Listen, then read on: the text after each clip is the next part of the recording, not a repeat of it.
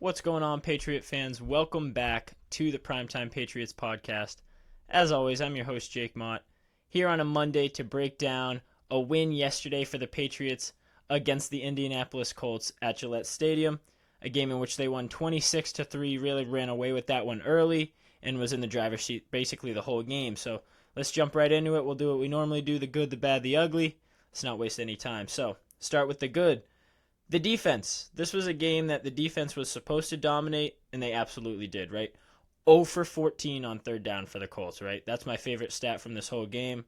That's awesome. Regardless of who's playing quarterback, it's an NFL offense. You hold them to 0 and 14 on third down, 0 and 2 on fourth, too, when they tried to go for it twice on fourth down. Really did a great job shutting down drives, forcing punts, getting that offense off the field. So great job from that defense. They also outscored the Colts offense on their own, right? 6-3. They had that pick six from Jonathan Jones. Just got his hands under there, was able to make a great play, return it all the way for the pick six. So 121 yards of total offense to wrap up the defense, right? For the Colts, 121 yards for their offense.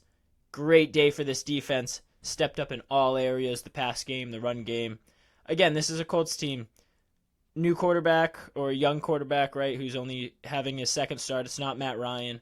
And also Jonathan Taylor out for this game. So they're missing pieces, but it's easy to poke holes in things. Look, this is an NFL offense with NFL athletes. Your defense stepped up and completely shut them down and shut them out of this game. Great job from the defense here today. Nick Folk is the other thing in that good category. All year you've been leaning on this guy. You're a very conservative offense, very conservative football team, right? You take points when they're given to you. Nick Folk has been able to consistently prove that he's the guy that can get that done. 4 for 4 today. Gave you 12 points, more than enough for this win, right? Great job from Nick Folk. The bad. The running game was never really established in this one, right? Stevenson had 60 yards on 15 carries, but he was really bad situationally, right? He had a couple plays where he got about 20 yards, something like that, some big chunk plays, right? So those account for a good majority of those 60 yards. He was really nothingsville all day. J.J. Taylor even worse, right? 10 carries for 9 yards, less than a yard average on every carry. Less than 75 yards for a team running the football. I believe that is the first time that number's been that low this season. So it's a new all-time low for this team in a game where you were in the driver's seat, right? So you should have been running the ball, and it should have been your main form of attack for most of the game. Weren't able to ever really get that going, unfortunately. So that was a problem for the Patriots. Running game, not really showing up. Obviously, part of that's the O-line, part of that's the running backs, but as a whole, running game wasn't something you could lean on in this game. That's pretty unfortunate. There is something to be said, right, about predictability. You were up and in the driver's seat for a good majority of this game, so obviously the Colts know you're going to be trying to run the ball, shorten the game, right? So it could be pretty predictable, but as we'll get into it in a second here, Mac Jones had 30 pass attempts in this game, right? And there's plenty times we see him around that 25-20 area. They were not hesitant to throw the ball today. They were mixing it up offensively, so there was diversity there.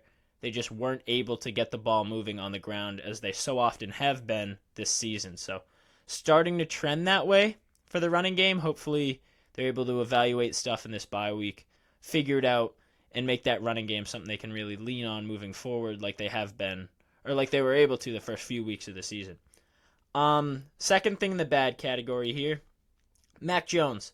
He avoided ugly again because of the O-line. I think when so much of the problems do stem from the O-line, it's hard to put a large amount of blame on the quarterback, but he shouldn't be completely left out of the blame here, right? So, let's see. The defense gave you the ball back all day, right? So we just talked about the defense. 0 for 14 for the Colts on third down, 0 for 2 on fourth. They were getting the ball back for this offense all day, which means they had opportunities for days. They had plenty of chance. They should have. One telling stat here is the time of possession. Time of possession in this game is basically split 50-50. It's right around 31 minutes each team, 29 minutes, right? It should be totally lopsided here if you're the Patriots, right? 0 for 14 for the other team on third down means punt after punt after punt, right? if you're not holding on to the ball consistently, all that means is you guys are competing in a battle of who's worse, and you're just punting back and forth, 3-and-outs, 3-and-outs. And for a while, that's what it was. So when you're given so many opportunities, you got to come up with some more points, right? 12 drives in this game, 1 touchdown, 4 field goals, 7 punts. So well over 50% of these are nothing drives, just ending in punts. And then a good portion of the scoring drives are just field goals, right? Really, really struggling punching that ball in. If you get rid of the pick six in this game, it's a 19-3 win. And if we talk about the offense produced 19 points in this game. And they got the ball all day. All day they had chances to move the ball downfield. They got good field position. They had good punt returns and kick returns from Marcus Jones in this game, a guy who was just on the border of making that good thing, but I think he's been where he has been all year. He gave you a lot of production today, so you had good field position. You kept getting the ball, and you really just couldn't seem to do too much with it. So that needs to go in the quarterback, if anybody, right? So Mac Jones once again finds himself in this bad category. I don't think he's been in the good category all year, right? And it's tough. You're starting to see, and this has always been the knock on Mac, right? A guy that can win with a team around him. He's a good distributor and he's smart. But can he elevate a team? Can he elevate a team that is struggling in areas? Right now we're struggling in the run game. We're struggling in terms of protection. But I'm going to make an example. I'm not comparing directly Mac Jones to Josh Allen. I'm just talking about a play style, right? Josh Allen has a pretty bad O-line. What Josh Allen does, well, 2 things. One thing Mac Jones can't do. That's be 6'5", 250, and avoid sacks that way, right? That's one way of doing it. But what he also does so much more frequently even is get rid of the ball really quick, right? And it helps, of course, when you have a receiver like Stephon Diggs. You have somebody who can consistently get open off the jump. But they design plays and they put routes on the field in which Mac Jones has the ball in his hand, gets rid of it in 3 seconds. Or Josh Allen does, excuse me. That's what you need to start seeing here from Mac Jones. If you know your O-line is this bad, well, then we need more slants. We need more bubble screens from the receivers. We need more ways to get the ball into these other athletes' hands in quick ways, right? The ball needs to get out because the O-line just can't protect long enough. I think we saw it last week with, we were throwing to Ramondre Stevenson all day. 7 catches for like 70 yards or something like that. We need some routes like that from receivers. Some drag routes, some quick slants, some whip routes where we're faking in and then back outside, right? Things that get the ball out of the quarterback's hand quick and account for this, and account for the lack of protection that they're getting. Because it's also beneficial in terms of, if you run these plays, it's super discouraging as a D lineman if the quarterback just keeps getting the ball and releasing it in under 5 seconds, 3 seconds, over and over and over again, right? You feel like you're just running against a wall. That's how you build consistency, and your O-line can stay fresh and really take advantage of those linemen, of those D linemen later in the game. You can take those bigger shots. You can have those play action passes.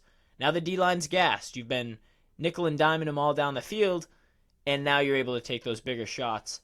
Really not seeing that, right? They're trying to just force the pass plays that they want, which might be bigger, more medium to long chunk plays, and they just don't have the time to make those throws. And Mac's not able to avoid sacks long enough and then make throws, right? So it's a whole conundrum right here. We'll just jump away from the bad. We'll go into the ugly, which is the O-line. So I guess it's the same conversation, right?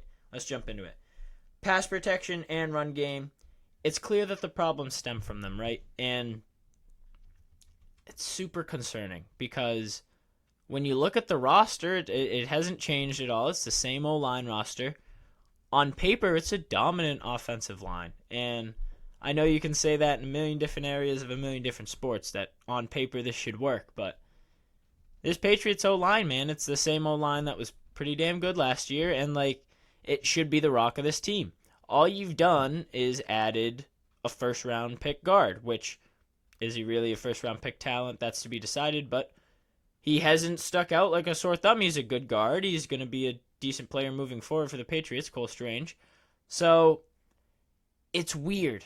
It's very weird, right? And The obvious thing that you can point to is that you have Matt Patricia, who's never coached the O-line in his entire life, never coached the offense, is now coaching the O-line on top of having to call plays and do all this stuff, right? You need an O-line coach. It's too late now.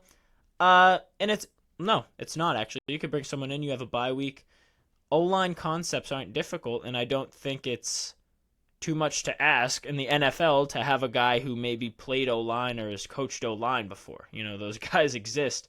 And when your O-line is struggling like this, there needs to be some quick fixes. There's some things here. Like I said, if I can sit here in my basement and say we need to release the ball quicker like they do in Buffalo to account for our bad O-line, that's pretty simple stuff, right? They can bring somebody in here that can give these linemen 2 or 3 things, and these guys are pros too, but give them a couple things that just, hey, this will help us block our weaknesses right now and improve and move forward with what we have, right? It's not there right now. They don't know how to adjust on the fly because they don't have a coach to do it or tell them how to do it. So, again, it sounds like I'm ranting about a loss here, not a 26-3 win. It is a win for the Patriots. It's a much-needed win, and we're talking a whole lot about on paper, off paper. On paper, 26-3. Can't ask for much more than that, right? So, Patriots took care of business at the end of the day. They got a much-needed win, and now they have a very crucial bye week where they can rest, hopefully recover a little bit here. And then they got the Jets for the second time in 3 game weeks, 4 weeks total, coming to Gillette Stadium this time to take on the Patriots. Another game that, hey, if you want to go to the playoffs, it's division stuff. They just beat Buffalo, so they are now still a game ahead of you. It's a game you need. You need to beat the Jets at home. It's a team you took care of not too long ago, so got to take care of them again here at Gillette in 2 weeks. I will be with you guys a few days before that game to break it down a little more, but we'll have about a week off here with the Patriots as well. Take some time, just rejuvenate all that. So thanks so much, guys, for tuning in. Really appreciate it. Big win for the Patriots. Hopefully they can keep it rolling coming out of this bye week coming up this week. So thanks so much, guys. Go Pats. Have a good one.